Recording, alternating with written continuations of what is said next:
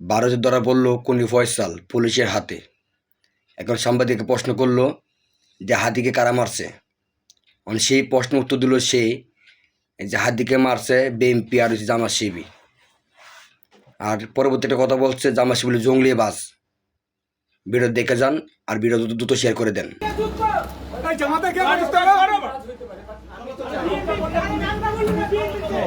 আমি এসব কাজের সাথে জড়িত না। না,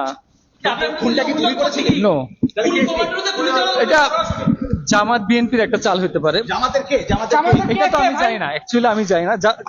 হাদি এই যে আপনারা যে হাদি করছেন, বাংলাদেশের মানুষ হাদি করতেছে, হাদি তো অ্যাকচুয়ালি একটা জামাতের পরে, ও তো একটা জঙ্গি।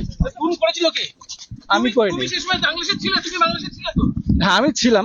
তোমাকে সিসিটিভি ফুটেজে দেখা গেছে আমাকে গুলি করতে দেখা যায়নি। তুমি চলে এসছো কেন ভারতে? তাহলে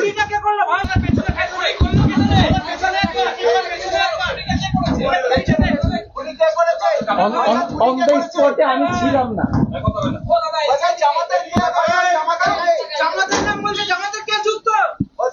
জামাত বিএনপির কাজ হইতে পারে, বাট আমি তো জানি।